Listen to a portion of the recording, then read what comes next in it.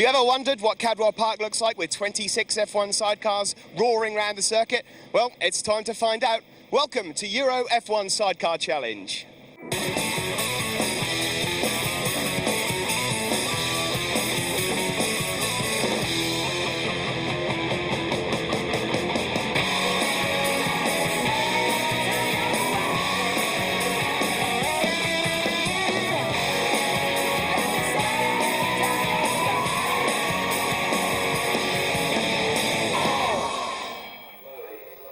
We're in Lincolnshire at the fantastic Cadwell Park circuit for the Battle of Britain, otherwise known as the Eastern Airways European F1 Sidecar Challenge. We're on round 4 already.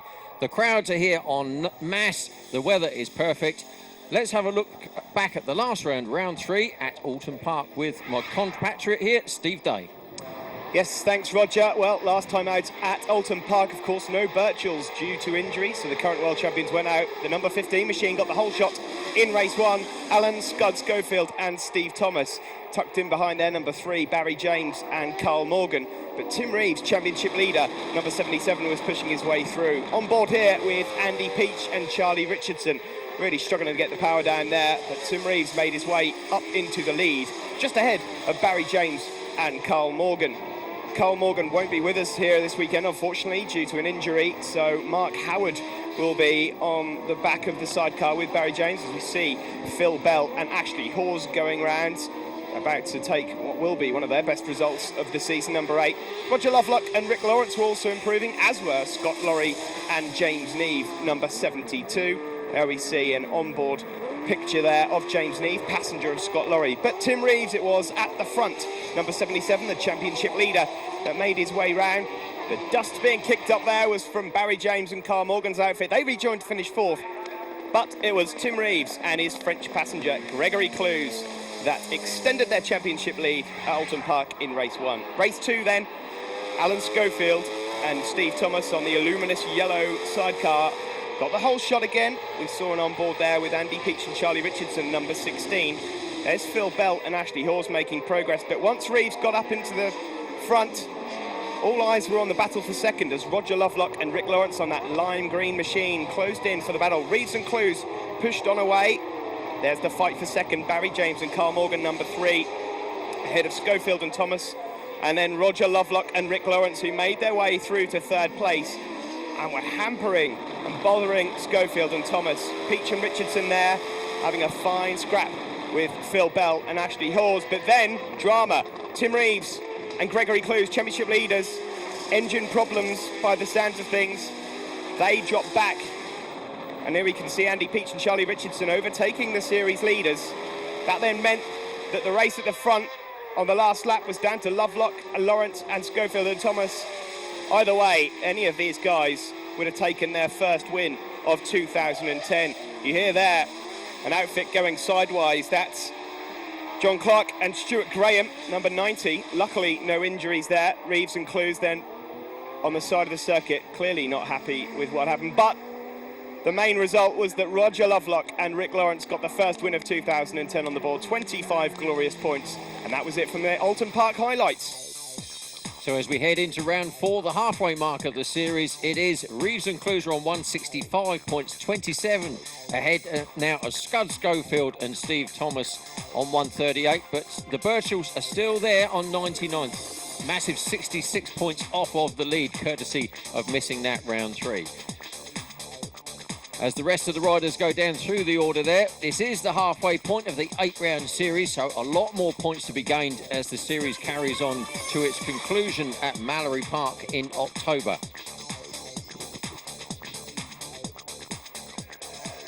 Cadwell Park, or the mini Nürburgring as it's been called in the past, in Lincolnshire, 2.17 miles, including the infamous mountain section. Now let's have an onboard lap with Alan Schofield and Steve Thomas, and Steve Day to talk us through. Thanks, Roger. Around Coppice, the first corner on the left they go, and then into Charlie's in and Charlie's out.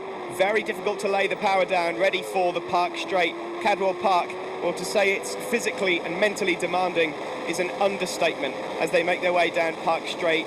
Not much time to rest though, and a great overtaking opportunity here into Park Corner. Probably a second gear corner before applying the power. You can hear the engine and the rear wheel spinning up into Chris Curve they go.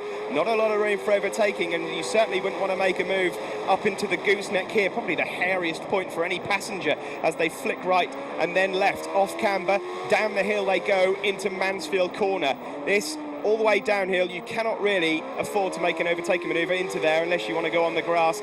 On the exit of that, this awkward chicane, especially for a sidecar, not a favourite for any of the drivers or passengers before they make their way into what you could call the pinnacle of Cadwell Park. The left and right chicane before the mountain section. You see the grandstand on the left there. Over they go, the front wheel goes light, and then through Hall Bends. I can assure you the sidecars look spectacular through here. There's no room for two sidecars abreast as they make their way through Hall Bends and then into the hairpin. They make that hairpin look very, very quick indeed. Then it's a short burst to Barn. Another important corner because it leads you on to the start-finish straight. That is the lap of Cadwell Park. Roger, it's back over to you. The big news of the weekend is the return of Ben and Tom Birchall to racing after missing out on round 3 at Alton Park. Let's have a word with the boys. Well, after that nasty incident in Croatia, welcome back, Ben. Tell us about a bit what happened and how you're feeling after your injury. Yeah, I'm feeling not too bad, really, considering. Just try to make the quickest recovery that I can possible. Just like a mistake really in practice. We're pushing hard and clipped a curb, which resulted in the bike turning over. It was high speed, and I went a long way underneath the bike with the bike trapped under me. So that was the result of the injuries that I suffered. But now I'm well on the road to recovery. Now I'm almost back to full fitness, and yeah, glad to be back on the bike and back here. Well, we're glad to have you both here. Tom, this is a busy circuit for a passenger. Tell us a bit about what it's like, especially through Hall Bends, etc. Yeah, it's fairly frantic, but you just got to get on with it. I mean, out the back of the circuit, it's fast and flowing and nice, but you come into there and it's just sort of survival, really, to get through it. But it's a local circuit for us, and we had some good results here back in 2005. It took us first ever double victory at British Championship, so it's nice to come back again. And we've got some good local support with Mitchells and Mansfield and Lawson surfacing, so we're trying our best today, yeah. Well, we're delighted to have you both back, and have a good day. Hopefully we'll see you on the podium a little bit later on. Thanks very much. Cheers. Championship leader Tim Reeves, everything was going so well for you until the little hiccup at Alton Park where you had the breakdown. Just tell us a bit about what happened there.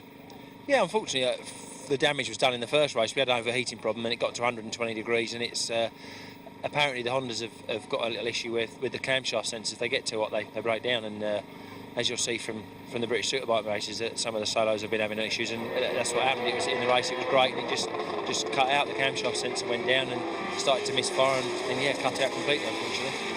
This weekend, you're second on the grid before the Super Pole race with the Birchalls back on pace. How do you think you fare today? A lot of people are saying it's very difficult to overtake. You think differently?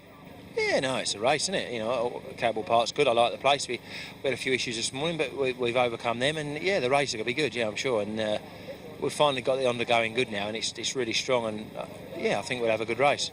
Okay, well, thanks for talking to us, Tim, and maybe we'll speak to you a bit later on the podium. Thanks very much. Cheers. Winners of the most recent round at Alton Park, Roger Lovelock and Rick Lawrence. A fantastic victory for you both. You must be buzzing still from that. Here we are at Cadwell Park, different circuit. Looking for a top 3? Yeah, obviously. It'd be ideal if we could. We know what Cadwell's like. Can throw lots of different things up. You can see the weather's on the change, so anything can happen, really. We've qualified 6th. We weren't here yesterday, doing the practice, where I think a few of the other teams were. So they probably got a little bit of a head start, but, I'm not griping about that. We couldn't make it. But, yeah, top 3 would be great. But if we stay where we are, I think that would be just as good, really, realistically. Rick, we're about half an hour away from the Super Pole race, and that's where positions can change. That could come into your hands there. Possibly, yeah. I mean, we're in 6th now, so as long as we finish up in the top 8 still, then we're okay. But we would like to try and creep a bit further up the grid if possible, and then that will play for tomorrow. Yet again, like we said, weather is going to probably play a part in it, and normally does here. So it could completely change the race depending on if it's raining just before we go out and people opt for different tyres. It could make it very interesting. But yeah, realistically, we're quite nicely placed and within grabbing distance of the podium. So yeah, we'll take it if it comes. Well, good luck to you both, and we'll hopefully speak to you again later on.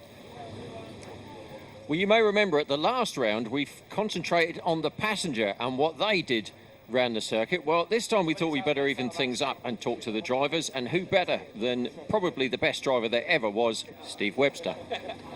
Steve Webster, Last time out at Oulton Park, you were kind enough to take me round in the chair, and the focus was passengers. Today, though, I want to talk about drivers. 10 times world champion as a driver. Tell us a bit what life is like as a driver. I think really when you start to drive a sidecar, it's all about getting comfy to start with, because obviously you're not sat down like a car, or you're not actually sat on it like a bike. So your seating position is very difficult, and it's a one-off thing. There's no other sport like it really, where you're knelt with obviously your feet backwards and you're not kneeling with your hands forward, and you get a lot of pressure on your chest and your neck.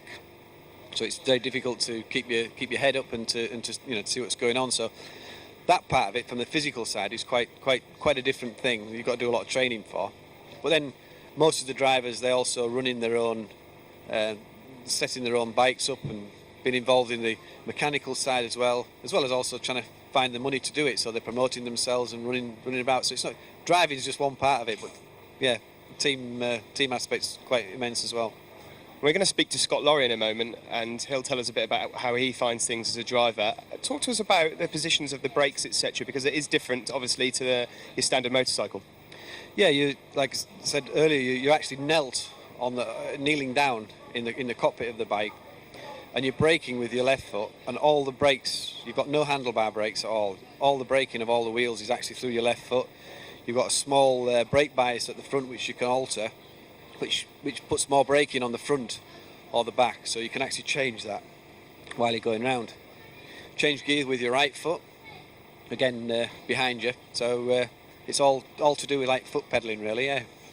Yeah, absolutely. And what about counter steering as well, because we see a lot of that with sidecar drivers. Yeah, I think the fact that you can almost set the bikes up almost like rally style, let's say, before you get into a corner, because you've got the three wheels, you can actually get them sliding. On a solo, if you do that, you've got to be pretty good, otherwise you're gonna fall off. But sidecars, you've got a lot more safety side, because you have got the part on a sidecar that actually stops you tipping over. Scott, one question I've been dying to ask most of the sidecar drivers around here is, what made you come into sidecar racing? What point in your life do you think, okay, I'm mad enough to try this out? Yeah, it's something I've always wanted to do since I've been a little kid. Used to watch it on telly a long time ago. Never ever been in a position to until later on in life when I could afford that.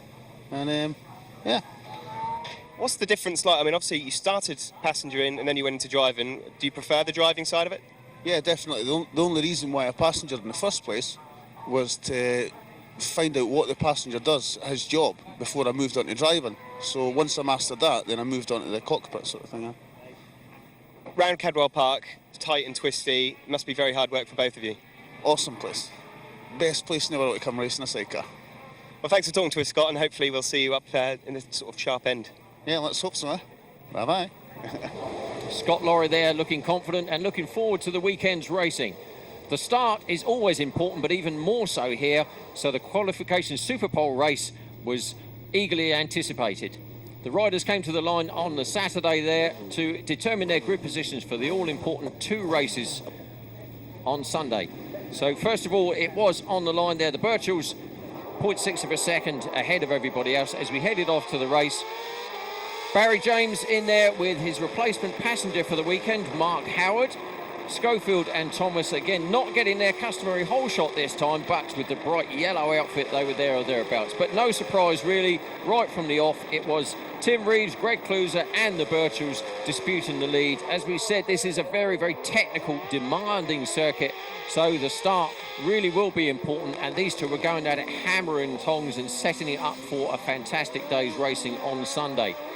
Over the mountain section they go there, the passengers working really hard here. The drivers have to be very precise right the way around the circuit, but the passengers don't have a second to breathe. They really do have to be working hard left and right, as you can see. Possibly one of the most demanding, but as you heard Scot Lawrie say, enjoyable circuits on the calendar for the whole 8-round series. Across the line, we see the green outfit there of Roger Lovelock, winner of the race at Oulton Park at round 3. Looking for a repeat of that this weekend. The weather at the moment is dry, and we're keeping our fingers crossed it will be so all weekend. But it was a victory for Ben and Tom Birchall. So lining up on the grid, pole position for Ben and Tom Birchall. Just behind them, championship leaders Tim Reeves and Greg